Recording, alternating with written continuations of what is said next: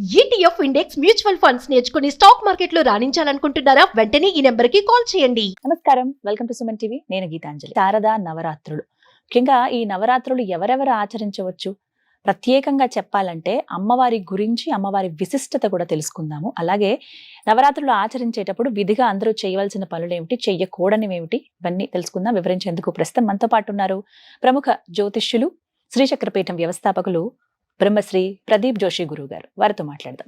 గురుగారు నమస్కారం అండి.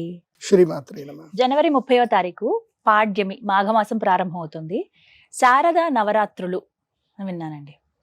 అంటే మామూలుగా వింటే గనక నవరాత్రులు అనగానే దుర్గా అమ్మవారివే, ఆశ్వేజ మాసంలో వచ్చేటువంటివే చేస్తూ ఉంటారు. ఈ మధ్య విన్నాం వారాహి అమ్మవారి నవరాత్రులు కూడా చేశారు. వసంత నవరాత్రులు అని విన్నాం. కానీ ప్రత్యేకించి శారదా నవరాత్రులు అంటే ఏమిటి, అంటే సరస్వతి అమ్మవారికి అంకితమా ఇవి? నేను ఇంకొక పేరు శ్యామల నవరాత్రులు అని కూడా అంటారు కదండి. అమ్మవారి రూపం ఏంటి, రూప విశిష్టత, అసలు ఎవరెవరి నవరాత్రులు ఆచరించవచ్చు, వీటి గురించి వివరించండి. శ్రీ గురుభ్యో నమః. శ్రీమాత్రే నమః. అమ్మవారి యొక్క శక్తులు అనంతం. అందులోపల చాలా విశేషమైనటువంటి శక్తులు దశమహావిద్యలు. దశమహావిద్యల్లో చాలా శ్రేష్టమైనటువంటి తత్వములో మంత్రిణీ శక్తి. మంత్రిని అంటే జ్ఞాన సిద్ధి, రాజయోగ సిద్ధి కలిగించేటువంటి శక్తి రాజశ్యామల అమ్మవారు. ఆ అమ్మవారిని మాతంగి అని కూడా అంటారు. ఆ తర్వాత కమలాత్మిక అమ్మవారు కూడా ఉంటారు, లక్ష్మీ అమ్మవారు. ఆ తర్వాత అందులోపలనే మనకి లలితా త్రిపుర సుందరి. త్రిపుర సుందరి కూడా వన్ ఆఫ్ ద శక్తిపీఠమే ది దశమహావిద్యల్లో త్రిపుర సుందరి. తర్వాత తార, భైరవి, కాళి, చిన్నమస్త, ధూమావతి, బగలాముఖి, ఇవన్నీ కూడా శక్తులే. ఇందులోపల రాజసిక శక్తులు, తామసిక శక్తులు, సాత్విక శక్తులు ఉంటాయి. సాత్విక శక్తుల్లోకి వచ్చేసరికి మనకి త్రిపుర సుందరి అమ్మవారు, త్రిపుర భైరవి అంటారు అమ్మని, త్రిపుర భైరవి కమలాత్మిక. రాజసిక శక్తులకు వచ్చేసరికి మనకి ప్రధానంగా వచ్చింది మాతంగి, రాజశ్యామల అమ్మవారు. ఈ రాజశ్యామల అమ్మవారు మహాశక్తి సంపన్నమైనటువంటి శక్తి తత్వం. వారాహి నవరాత్రులు ఎట్లాగైతే ఆషాఢ మాసంలో చేసుకుంటారో ప్రతి సంవత్సరానికి 4 నవరాత్రులు ఉంటాయి. అందులోపల 2 గుప్త నవరాత్రులు, 2 వ్యావహారిక నవరాత్రులు. గుప్త నవరాత్రులు ఎందుకోసము అంటారు అంటే ఇది ప్రకటించకూడదు, ఎవరికి ప్రకటించకూడదు. మీరు సాధన చేయవలసిన సమయం ఇది. అంటే నదీ తీరం లోపలికి ఎక్కడికైనా వెళ్ళి, దేవాలయకి ఎక్కడికైనా వెళ్ళి మీరు ఒంటరిగా వెళ్ళి సాధన చేసుకోవలసిన సమయాలు ఇవి. ఇవి 2 ఏవి మాఘమాసములో వచ్చేటువంటి మాఘశుద్ధ ప్రతిపద నుంచి దశమి వరకు ఈ నవరాత్రులు జ్ఞాన సిద్ధికి, యోగ సిద్ధికి, రాజయోగ సిద్ధికి. ఇవి మాతంగి నవరాత్రులు, శ్యామలా నవరాత్రులు అంటారు. ఆ తర్వాత వచ్చేటువంటి ఆషాఢ మాసము వారాహి నవరాత్రులు, అవి గుప్త నవరాత్రులు. అవి కూడా అవి ఖడ్గయోగ సిద్ధికి పనిచేస్తాయి. బికాస్ వారాహి అమ్మవారు సైన్యాధ్యక్షురాలు కాబట్టి ఖడ్గయోగ సిద్ధి, శత్రు సంహారము, ఖడ్గయోగ సిద్ధి, ధైర్యము, సాహసము, వాటన్నిటికి కూడా ఇవి 2 గుప్త నవరాత్రులు. ప్రకటిత నవరాత్రులు ఏమిటంటే 2 ఉంటాయి. ఏవి అంటే మనం అందరి పిలిచి సెలబ్రేట్ చేయవలసిన 2 నవరాత్రులు. ఒకటి చైత్ర నవరాత్రులు, చైత్ర శుద్ధ పాడ్యమి నుంచి దశమి వరకు. అప్పుడు లలితా నవరాత్రులు అని కూడా అంటారు చాలా మంది. అవి కూడా వసంత నవరాత్రులు అంటారు. దుర్గా అమ్మవారు చేస్తారు, కొంతమంది బాలా త్రిపుర సుందరి దేవి అమ్మవారు చేస్తారు. సో ఇలా ఎవరి నచ్చింది వాళ్ళు చేసుకుంటారు. కొంతమంది సాక్షాత్తు శ్రీరాముడే లలితాదేవి అనుకొని శ్రీరాముడి కోసం నవరాత్రులు, శ్రీరామ నవరాత్రులు చేస్తారు.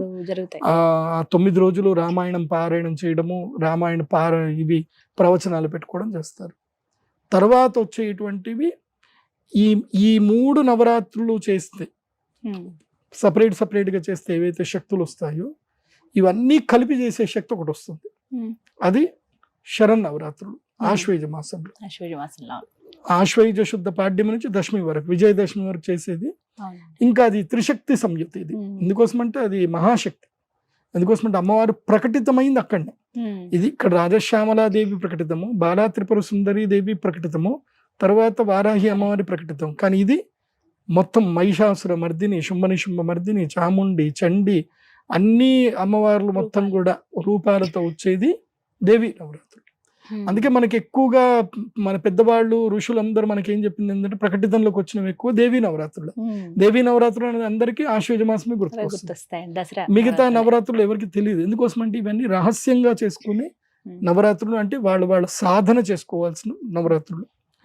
ఈ రాజశ్యామలాదేవికి సంబంధించి శ్యామల సరస్వతి అమ్మవారికి సంబంధించిన ఈ నవరాత్రులు ఏవైతుందో ఇవి అప్రకటితమైనటువంటి రహస్యమైనటువంటి నిగూఢమైనటువంటి అంతర్ముఖ చైతన్యమైనటువంటి నవరాత్రులు ఇవి. అంతర్ముఖుడయ్యి మౌనంగా ఉండి ఏకాంతములో నదీ తీరములో ఉండి కేవలం ఏకకాల భుక్తి మాత్రమే చేస్తూ హఠయోగముతో చేయవలసిన నవరాత్రులు ఇవి. ఏవి? శ్యామల నవరాత్రులు. శ్యామల నవరాత్రులు చేయాలంటే మొట్టమొదటిగా హఠయోగ సిద్ధి కలగాలి. అంటే హఠయోగ సిద్ధి లేకపోతే శ్యామల నవరాత్రులు చేయకూడదు. హఠయోగం అంటే యోగాసనాలు. అందులోపల 108 సూర్య నమస్కారాలు కంప్లీట్ అయిపోవాలి. అవి కూడా 17 స్టెప్స్ ఆఫ్ సూర్య నమస్కారం. 12 స్టెప్స్ సూర్య నమస్కారాలు కాకుండా ఇంకా హార్డెస్ట్ సూర్య నమస్కారం ఉంటుంది, 17 స్టెప్స్ ఆఫ్ సూర్య నమస్కారం. సో 17 స్టెప్లది సూర్య నమస్కారాలు ఉంటాయి, అవి ప్రాక్టీస్ చేయాలి. ఆ తర్వాత ఈ 12 స్టెప్స్ ఆఫ్ సూర్య నమస్కారాలు ప్రాక్టీస్ చేయాలి. ఇవి కంప్లీట్ అవ్వాలి. 1008 సూర్య నమస్కారాలు కంప్లీట్ చేయాలి. చేస్తే హఠయోగం లోపలికి ఎంట్రన్స్ దొరికినట్టు, ఎంట్రన్స్ ఎగ్జామ్ పాస్ అయినట్టు. ఆ తర్వాత హఠయోగంలో చాలా ఆసనాలు ఉంటాయి, ప్రత్యేకమైన ఆసనాలు ఉంటాయి. ఒకటి పద్మాసనము. పద్మాసనము సాధించగలగాలి, బద్ధ పద్మాసనం సాధించగలగాలి. సో మయూరాసనం ఒకటి ఉంటుంది, దాన్ని సాధన చేయాలి. తర్వాత వృక్షాసనం సాధన చేయాలి. వృక్షాసన సాధన ఒక్కసారి వచ్చింది అనుకోండి, కుండలిని శక్తి అవేకన్ అయిపోతుంది. పద్మాసనంలో వృక్షాసనం ప్రాక్టీస్ చేయాలి. ఎరిక్టర్ అంటే ఈ మెదడు ఇక్కడ నుంచి బ్రెయిన్ స్టెమ్ దగ్గర నుంచి స్పైనల్ కార్డ్ టోటల్ గా కాక్సిక్ టైల్ వరకు కంప్లీట్ గా ఒకే పొజిషన్ లో ఉండగలగాలి. అప్పుడు సెరెబ్రో సైనోవియల్ ఫ్లూయిడ్ అనేటువంటిది ఊర్ధ్వగతికి వెళ్ళాలి. ఊర్ధ్వరేతం విరూపాక్షం విశ్వరూపాయ వై నమః మంత్రపుష్పంలో చెప్తారు. సో సహస్రారానికి రీచ్ అవ్వాలి అని అంటే ఎరిక్టల్ గా ఉండాలి. సో ఆ స్థితికి రావాలి అని అంటే, మైండ్ స్టేబుల్ అవ్వాలంటే ఫస్ట్ వృక్షాసనంలోకి వెళ్ళాలి. వృక్షాసనంలో సిద్ధి పొందుతూ తర్వాత అప్పుడు పద్మాసనంలో కూర్చొని ప్రాణాయామ సాధన చేస్తూ బంధ త్రితయ సంధానం కురుతే చాసనోత్తమం అని చెప్తారు. సో జాలంధర బంధం, మూలబంధం, ఉద్యాన బంధం, 3 బంధాలు చేసే సాధన చేయగలగాలి. అలా చేసి అప్పుడు అందుకే దీన్ని రాజయోగం అంటారు. రాజశ్యామల రాజయోగం. అప్పుడు రాజయోగ సిద్ధికి మార్గం స్టార్ట్ అవుతుంది. అప్పుడు నువ్వు ఎప్పుడైతే ధ్యానం లోపలికి వెడతావో, శ్యామలాదేవి యొక్క ధ్యానం చేయడము, అప్పుడు మంత్రమననం చేయడం వెళ్ళాలి. అందుకే యమ, నియమ, ఆసన, ప్రాణాయామ, ప్రత్యాహార, ధ్యాన, ధారణ, సమాధి, అష్టాంగ యోగములో. సో నువ్వు యమ నియమాలే తెలియదు నీకు, ఆసనాలకు డైరెక్ట్ పోతే ఇంక అయిపోతుంది. సో నువ్వు యమ నియమాల లోపలికి రావాలి అని అంటే పతంజలి యోగ సూత్రం చదవాలి. నేను అందరికీ చెప్పేది ఏంటంటే, ఎవరో ఏదో చూపిస్తున్నారు, సులభంగా ఉంది కదా, ఆ నవరాత్రులు నేను కూడా చేసేస్తాను అని డైరెక్ట్ గా వెళ్ళకండి. ఎందుకోసం అంటే మన ఏవ మనుష్యాణం కారణం బంధమోక్షయోహో. నీ మనస్సే నీ యొక్క బంధమునకు కానీ మోక్షమునకు కానీ కారణమవుతుంది. నువ్వు ఏదో చిన్న చిన్న కోరికల కోసమో, చిన్న చిన్న బాధల కోసమో నువ్వు దీక్షలు తీసుకొని నవరాత్రులు చేసి ఆ కోరికలు కోరి, ఆ కోరికలు ఫలించి నువ్వు ఆ కోరికల్లో ఇరుక్కుపోయావు అనుకో, ఆ బంధంలో ఇరుక్కుపోయావు, మళ్ళీ నువ్వే బాధపడతావు. ఫలానా నీకు కావాలి అని కోరుకున్నావు, అది దొరికింది, కానీ అదే నీకు బంధం అవుతుంది మళ్ళీ. సో అందుకే యమ నియమాలు తెలుసుకోవాలి మొదలు. యమ నియమాలు తెలుసుకున్నాకనే ఆసన ప్రాక్టీస్ చేసిన తర్వాత యమ నియమాలు ఇవి తెలుసుకోవాలి. తర్వాత ఆసనం ప్రాక్టీస్ చేయాలి. తర్వాత యమ నియమ ఆసన ప్రాణాయామ ప్రాక్టీస్ చేయాలి. యమ నియమ ఆసన ప్రాణాయామ, ప్రత్యాహారం అంటే అన్ని వదిలేయాలి. అప్పుడు ధ్యానం లోపలికి వెళ్ళాలి. డైరెక్ట్ గా ధ్యానం లోపలికి వెళ్తే పిచ్చిలేస్తుంది. అలా డైరెక్ట్ ధ్యానంకి వెళ్ళకూడదు. There are steps. ఆ స్టెప్స్ ప్రకారం షార్ట్ కట్ వేసి ఉండవు. ఇప్పుడు మీరు చెప్పిన దాన్ని బట్టి చూస్తుంటే కేవలం ఉపాసన పరులు, సాధకులు ఎవరైతే ఉంటారో వారు మాత్రమే ఈ శ్యామల నవరాత్రులను ఆచరించాలి. అంటే సాధారణంగా ఉండే మహిళలు, మరి ముఖ్యంగా పురుషులు కావచ్చు, అమ్మవారి ధ్యానం చేసే వాళ్ళు కావచ్చు, పూజలు చేసుకునే వాళ్ళు కావచ్చు, వీరు అసలు చెయ్యొచ్చా, చేస్తే గనక ఎలా చేయాలని అంటారు నవరాత్రులు? చెప్తున్నా కదా, ఇంతే చేయాలి. ఇంకా యోగాసనాలు ప్రాక్టీస్ చేసి సిద్ధి పొంది నువ్వు నీ యొక్క శరీరము మనస్సు కంట్రోల్లో పెట్టుకోగలిగినప్పుడు మాత్రమే సాధన ప్రాక్టీస్ చేయాలి. అప్పుడు మంత్ర సాధన చేయాలి. అంటే ఈ 9 రోజుల పాటు నార్మల్ గా అమ్మవారిని స్మరించుకోవటం కానీ ఏదైనా మంత్రం అలా దీపారాధన చేసుకోండి. ఓం క్లీం సరస్వత్యై నమః ఈ మంత్రాన్ని 108 సార్లు తపస్సు చేసుకోండి. 108 కాదు, 1,00,000 సార్లు జపం చేసుకోండి. ఏ నష్టం లేదు. సింపుల్ వేలో బాగుంటారు. చాలా సింపుల్ మెథడ్. దీనివల్ల ఏ నష్టం జరగదు. ఓకే, దీనికి ఏం అక్కర్లేదు. సింపుల్. రోజు దీపారాధన చేసుకోవడము, ఒక చిన్న కలశం పెట్టుకోవడము, ఉల్లిపాయలు వెల్లుల్లిపాయలు తినకుండా రోజు ఒక మధ్యాహ్నం పూట మాత్రం భోజనం చేయడము, మౌనంగా ఉండడము, అమ్మవారి ఉపాసన చేసుకోవడము. ఓం క్లీం సరస్వత్యై నమః ఈ మంత్రం. క్లీం అనే బీజాక్షరం. సో క్లీం బీజాక్షరంతో సరస్వతి మంత్రాన్ని చక్కగా అందరూ పఠించొచ్చా అండి? చేసుకోవచ్చు. అంటే గురుముఖంగా చేసుకుంటే మంచిది. ఇప్పుడు గురువులు దొరుకుతున్నారు. సో రండి, ఇప్పుడు ఇదే గురుముఖత అనుకోండి. ఏదైనా దేవస్థానంకి వెళ్ళండి, ఒక 500 రూపాయలు గురువుకి ఇచ్చినట్టుగా సంభావన ఇచ్చేసేయండి దేవస్థానంకి. ఏది నాట్ ఎండోమెంట్ దేవస్థానంలో డబ్బులు వేయకండి.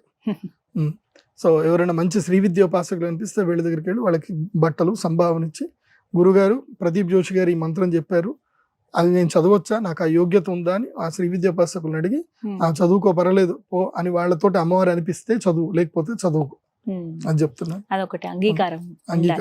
సో గురువు అనుజ్ఞ చాలా ముఖ్యం. శ్రీ విద్యోపాసకులు చాలా తక్కువగా ఉన్నారు. ఉన్న శ్రీ విద్యోపాసకులు ఎవరు కనుక్కోండి. శ్రీ విద్య అంటే అమ్మ కళ్ళు మూసుకుంటే అమ్మ కనబడాలి. లలితా సహస్రం చదువుతుంటే అమ్మ తత్వం మొత్తం తెలుస్తూ ఉండాలి. శ్రీచక్రం చూడగానే ఏ శక్తి ఎక్కడుంది అని తెలియాలి. శ్రీ విద్య అంటే అది. శ్రీ విద్య తెలుసుకోవడం చాలా కష్టం. చరమే జన్మని చైవ శ్రీ విద్యోపాసకో భవేత్. చిట్ట చివరి జన్మ వస్తే తప్ప శ్రీ విద్య తెలియదు. శ్రీ విద్య తెలిసింది అంటే అర్థం ఏంటంటే వీడికి చిట్ట చివరి జన్మ వచ్చిందని అర్థం. అది. సో అట్లా శ్రీ విద్య తెలుసుకొని రాజశ్యామను ఉపాసన చేయండి. అయితే నేను విద్యార్థులకి చెప్పేది ఏంటంటే ఈ 9 రోజులు శ్యామలా దండకము చదవండి. మాణిక్య వీణ ముబలాలయంతీం మదాలసామంజుల వాగ్విలాసాం మాహేంద్ర నీలద్యుతి కోమలాంగీం మాతంగ కన్యాం మనసా స్మరామి. చతుర్భుజే చంద్రకళావతంసే కుచోన్నతే కుంకుమరాగశోణే పుండ్రేక్షుపాశాంకుశ పుష్పబాణహస్తే నమస్తే జగదేకమాతః. మాతా మరకత శ్యామా మాతంగీ మదశాలిని కటాక్షయతు కళ్యాణి కదంబ వనవాసిని. జయ మాతంగతనయే జయ నీలోత్పలద్యుతే జయ సంగీతరసికే జయ లీలాశుకప్రియే. జయ జననీ సుధా సముద్రాంత హృద్యన్మణిద్వీప సంరూఢ బిల్వాటవీ మధ్య కల్పద్రుమా కల్ప కాదంబ కాంతార వాసప్రియే కృత్తివాసప్రియే సర్వలోకప్రియే. సాదరారబ్ధ సంగీత సంభావన సంభ్రమాలోల నీపస్రగాబద్ధ చూలీసనాతత్రికే సానుమత్పుత్రికే. శేఖరీభూత శీతాంశు రేఖామయూఖావళీబద్ధ సుస్నిగ్ధ నీలానక శ్రేణి శృంగారితే లోక సంభావితే. కామలీలాధను సన్నిబభ్రులతా పుష్ప సందోహ సందేహ కృలోచనే వాక్సుధాసేచనే. చారు గోరోచన పంకకేళీలలామాభిరామే సురామే రమే.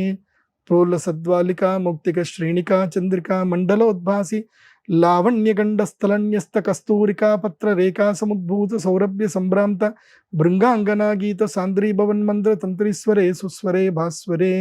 వల్లకీ వాదన ప్రక్రియాలోల తాళీదలాబద్ధ తాటంక భూషా విశేషాన్వితే సిద్ధ సమ్మానితే. దివ్యహాలా మదోద్వేళ హేలాల సచక్షురాందోళన శ్రీ సమాక్షిప్తైక కర్ణైక నీలోత్పలే శ్యామలే. ఇలా అమ్మవారిది చక్కగా అనర్గళంగా చదువుతూ వెళ్ళండి. అలా వచ్చేస్తా ఉంటాయి అంతే. మీ సబ్ కాన్షియస్ మైండ్ కి దాటి శ్యామలా దండకం మీ నాలుక మీద వచ్చేస్తా ఉండాలి. అంటే మీరు నెక్స్ట్ ఏం వర్డ్ చదువుతున్నారు అనేది కూడా మీ కాన్షియస్ కి తెలియదు. అలా లలితా సహస్రం కూడా రావాలి. ఎప్పుడైతే బియాండ్ ద సబ్ కాన్షియస్ లో నీ వర్డ్ అనేది బయటకు వచ్చిందో నీకు వశిన్యాది వాగ్దేవతల అనుగ్రహం సిద్ధించింది అని అర్థం. అంటే నీకు వాక్ సిద్ధి కలిగింది అని అర్థం. సో శ్యామలా నవరాత్రుల్లో శ్యామలా దండకం చదవండి. చాలా సింపుల్ మెథడ్ లో వెళ్ళిపోతుంది. రాజమాతంగి ఉపాసన చేయాలంటే రాజయోగ సిద్ధి ప్రారంభం చెయ్యాలి. ఇమ్మీడియట్లీ చేస్తా అంటే కుదరదు. అది చేసిన తర్వాత ఆ శక్తి అద్భుతమైన శక్తి. ఇంకా నీకు మానవ జన్మ మీద పెద్దగా ఉండదు. నువ్వు బియాండ్ ద బాడీ అయిపోతావు, శరీరం దాటిపోతావు. ఒక్కసారి రాజశ్యామల అనుగ్రహం సిద్ధించింది, ఆజ్ఞాచక్రం బయట వరకు రీచ్ అయిపోయావు అంటే ఇంకా అయిపోయింది. నువ్వు బియాండ్ ద బాడీ అయిపోతావు. చనిపోయిన వాడిని బతికించవచ్చు. ఎవరు ఎక్కడున్న వాళ్ళని ఇక్కడ నుంచి దూరదృష్టితో చూసి వాళ్ళని హీల్ చేయొచ్చు. శక్తులు ఉంటాయి. చాలా అద్భుతమైన శక్తి. అది అనుభవంతో మాత్రమే చెప్పాలి. అవన్నీ చెప్తే కొంతమంది కామెడీగా అనిపిస్తుంది దుర్మార్గులకి, ఎవరికైతే జ్ఞానం ఉండదో.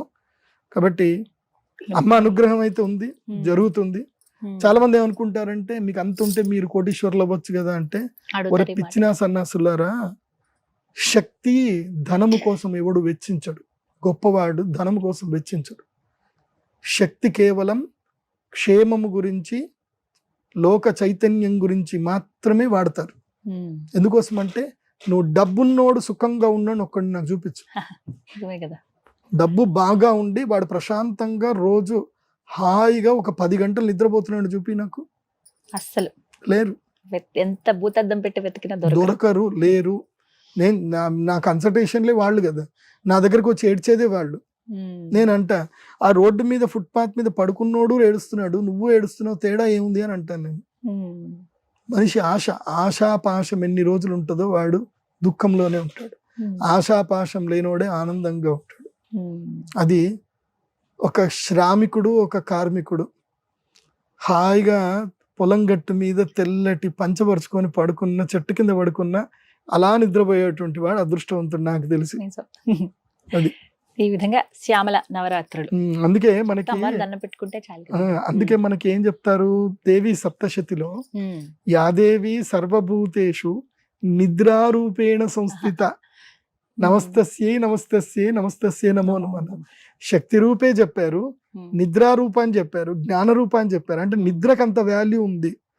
నీకు నిద్ర లేదు అంటే శక్తి లేదు అని అర్థం. అమ్మ లేదు నీ దగ్గర, నిద్ర ఉంది, నువ్వు ప్రశాంతంగా ఉన్నావు, నువ్వు బాగున్నావు, అమ్మ అనుగ్రహం ఉంది అని అర్థం. నిద్ర లేకపోతే ఇంకేముంది? నేను చూస్తున్నా చాలా మంది నిద్ర లేక బాధపడుతున్న వాళ్ళని చాలా మంది చూస్తున్నా. నిద్ర లేక మెడిసిన్స్ వేసుకుంటారు. నాకు తెలిసి సెలబ్రిటీస్ అందరూ కూడా, మోస్ట్ ఆఫ్ ద సెలబ్రిటీస్ అందరూ కూడా నిద్ర లేక బాధపడుతుంటారు. ఎందుకోసం అంటే వాళ్ళ స్ట్రెస్ ని తట్టుకోలేకపోతున్నారు, వాళ్ళు దాన్ని బ్యాలెన్స్ చేసుకోలేకపోతున్నారు. అందుకే ఆల్కహాల్ అడిక్ట్ అవ్వడము, లేకపోతే ఏదో ఒకటి తీసుకుంటే నాకు నిద్ర రావాలి, నువ్వేమన్నా చేయబోయి నాకు నిద్ర రావాలి, నాకు ఒకటి ఇచ్చే, ఏదో ఒకటి ఇవ్వు, అది ఇట్లా వేసుకోగా నేను నిద్రపోవాలి. ఎందుకోసం అంటే తెల్లారితే నేను షూటింగ్ లో నేను ఫ్రెష్ కనపడాలి, నాకు నిద్ర రావట్లేదు. ఎందుకోసం అంటే ఇది పడుకోనివ్వట్లే నన్ను, ఇది పడుకోనివ్వట్లా, నిద్ర రావాలి, ఏం రావాలి. అందుకే ధ్యానం, ప్రాణాయామ, అమ్మ అనుగ్రహం అది కలిగితేనే నీకు నిద్ర. నువ్వు నిజంగా నిద్రపోతుంటే నువ్వు కోటీశ్వరుడు, నువ్వు అదృష్టవంతుడివి. నీకు శక్తి ఉంది, నిద్ర ఉంది, జ్ఞానం ఉంది, ఈ 3 ఉన్నాయి. ఆటోమేటిక్ గా ధనము వచ్చేస్తుంది, నిద్ర వస్తుంది, అన్ని వస్తాయి. ధనం ఒక్కటి వస్తే సరిపోదు, ధనం ఒకటి వస్తే నిద్ర కూడా పోతుంది. కాబట్టి జీవితాన్ని యాజ్ ఇట్ ఈస్ గా ఎంజాయ్ చెయ్యండి. నేను ఫైనల్ గా నేను చెప్పాల్సింది ఏంటంటే, ఈ రాజశ్యామల ఉపాసన వల్ల ద ఎసెన్స్ ఆఫ్ ఉపాసన ఏమిటంటే ఈ 5 బాగా గుర్తుపెట్టుకోండి. The essence of upasana, this సాధన ఏంటి? Forget, forgive, do more and action, ఎక్కువ యాక్షన్ చేస్తానే ఉండు, okay, and don't expect anything. Then final step వచ్చేసి ఏంటి మీరు చెప్పండి? ఆబ్వియస్లీ ఇంకేముంటుంది? Don't expect anything, accept the life as it is. What is your life, accept it and enjoy. అనిపించిన తర్వాత ఏం చేయాలి? Forget, forgive, action, do actions, okay, don't expect, accept the life. ఈ 5 ఫాలో గా నీ లైఫ్ సూపర్గా ఉంటుంది, ఆరోగ్యంగా ఉంటావు, అన్ని బాగుంటాయి. ఇవి అమ్మవారు నేర్పిస్తారు. ఎసెన్స్ ఆఫ్ లైఫ్ ఇదే. ఎవడిని ద్వేషించకు, ఎవడి మీద కోపం పెట్టుకోకు, ఎవడి మీద క్రోధం పెట్టుకోకు. ఎందుకోసం అంటే భగవంతుడు నీకు అద్భుతమైన శక్తినిచ్చి, అద్భుతమైన జ్ఞానాన్ని ఇచ్చి, ఊహాజనిత శక్తి ఇచ్చి సంకల్ప శక్తి ఇస్తే దాన్ని ఎవడో నాశనం అవ్వాలి, ఎవడికో ఏదో జరగాలి, వాడిని నేను కోరుకుంటాం ద్వేషిస్తాను అటువైపు పడేసుకుంటావు ఏంది? చెత్తలో ఇస్తావు. ఇప్పుడు నీకు మంచి ఫుడ్ ఇచ్చాను, తీసుకెళ్ళి మోర్లో పడేస్తావా? కమ్మగా తింటావా? కడుపు నిండా తిన్నావు, అది మోర్లో పడేస్తే నీకేం వస్తుంది చెప్పు? సో అది ద్వేషించడం అంటే అంతే, ద్వేషించడం. రాగద్వేషాలు, రాగద్వేష క్రోధాలకి పోతే జీవితం అంతే జరుగుతుంది. అందుకే ఫర్గివ్, క్షమించేసేయండి, పట్టించుకోవద్దు అవన్నీ. ఏదైనా జరిగిందంటే అని వదిలేయాలి. వదిలేసాను పో, నా పనికి వెళ్తాను అని వెళ్ళాలి అంతే. యాక్షన్ మోడ్లోకి వెళ్ళిపోవాలి అంతే, పట్టించుకోవద్దు ఎక్కువ. పదే పదే తలుచుకొని బాధపడితే ఏం దొరకదు. నెక్స్ట్ ఫర్గెట్, మర్చిపో. దేనివల్ల అయితే గనక నీ జీవితము దుఃఖభూయిష్టం అవుతుందో, దేనివల్ల అయితే నీ అనారోగ్యం వస్తుందో, దేనివల్ల అయితే నీకు హ్యాపీనెస్ లేదో నన్ను మర్చిపో. వేస్ట్ అది, మర్చిపోదు అంతే. సో ఫర్గెట్, ఫర్గివ్, ఇవి రెండు ఫస్ట్ ఫాలో గా. Then action. Every time do karma, పని చేస్తూనే ఉండు. కర్మణ్యేవాధికారస్తే మా ఫలేషు కదాచన. So don't expect anything, without expectation do karma. కృష్ణుడు అదే చెప్పాడు. So don't expect, be beyond the expectation, that's all. Then accept whatever that. మీరు రాణా దగ్గుబాటి గారి ఇంటర్వ్యూ చూడండి. ఈ మధ్య నేను ప్రైమ్ లో వచ్చినప్పుడు చూసా. ఆ ఇంటర్వ్యూ మొత్తం మీద నాకు నచ్చింది ఏం తెలుసా? వెంకటేష్ గారు వాళ్ళ కూతురితో, అమ్మాయితో మాట్లాడుతున్నాడు. ఆ అమ్మాయికి చెప్తున్నాడు 4 ఫిలాసఫీలు ఫాలో కావాలి. ఒకటేంది అని అంటే, డూ యాక్షన్, యువర్ 100% యాక్షన్ చేయి, సబ్మిట్ చేయి, ఫర్గెట్, మర్చిపో, యాక్సెప్ట్ ఇట్. అదేం జరుగుతుంది దాన్ని స్వీకరించు, అంతే. ఇంతకు మించి ఏం లేదు. నాకు కొంచెం సరిగ్గా చెప్పలేదు అనుకుంటాను, మీరు ఆ షో చూడండి, రాణా దగ్గుబాటి గారి షో ప్రైమ్ లో చూడండి. ఆ ఇంటర్వ్యూ మొత్తం అంతా వేస్ట్. ఆ ఇంటర్వ్యూలో హీరో వెంకటేష్ గారు వాళ్ళ కూతురికి చెప్పిన ఫస్ట్ ఆ 1 minute అది చూడండి చాలు. ఆ 1 minute లో అప్పుడే వచ్చేసాడు రాణా, వచ్చేసి స్టార్ట్ చేసావు మళ్ళీ ఫిలాసఫీ క్లాస్ ఇక్కడ అని చెప్పి వెంకటేష్ గారిని చెప్పి పంపించాడు. That's why he's happiest person. ఇండస్ట్రీలో ఎలాంటి దేనికి వెళ్ళకుండా, అసలు వెంకటేష్ గారు అంటే వితౌట్ ఎనీ దాని ఏమంటారు కాంట్రవర్సీస్, నో కాంట్రవర్సీ. వెంకటేష్ గారు అంటే నో కాంట్రవర్సీ, అంతే. The coolest man because of he is following the philosophy. Is the completely religious person, complete గా భగవద్గీతని చాలా సింపుల్ గా ఫాలో అవుతారు. Very calm going personality. మనము హీరోలు దగ్గర నేర్చుకోవాల్సినవి కొన్ని మంచివి ఉంటాయి, అవి నేర్చుకోవాలి. చిరంజీవి గారి దగ్గర హంబుల్నెస్ నేర్చుకోవాలి. ఎంత గొప్పవాడైనా తగ్గే ఉంటాడు ఆయన. తన దగ్గరికి ఎవరైనా వచ్చి వాటర్ బాటిల్ ఇచ్చినా సరే వాళ్ళకి థ్యాంక్స్ చెప్తాడు ఆయన. వాడు పనోడు, వాడి డ్యూటీ వాడు చేశాడు అనుకోడు, ఆయన వాటర్ తీసుకున్నందుకు థ్యాంక్స్ చెప్తాడు. థ్యాంక్స్ఫుల్నెస్ ఉంటుంది ఆయన దగ్గర. చాలా అలాంటి గొప్ప లక్షణాలని అలవర్చుకోవాలి. జీవితం అంటేనే అది. జీవితం అంటే డబ్బు ఒకటే కాదు, జీవితం అంటే అహంకారం కాదు, జీవితం అంటే శాసించడం కాదు, జీవితం అంటే 10 మందికి చూపించుకోవడం కాదు. జీవితం అంటే నీకు నువ్వుగా అనుభవించడం, నీకు నువ్వుగా ఆనందంగా ఉండడం, ప్రశాంతంగా ఉండడం. దాని తర్వాతనే మిగతా అన్ని పొగడతలు, విమర్శలు అవన్నీ డిప్లొమాటిక్స్ మనకు అక్కర్లా. తిన్నామా, పడుకున్నామా, ప్రశాంతంగా పడుకున్నామా, అంతే. లైఫ్ లెసన్స్ ఇవన్నీ కూడా చక్కగా వివరించారు గురుగారు. ధన్యవాదాలండి. శ్రీమాత్రే.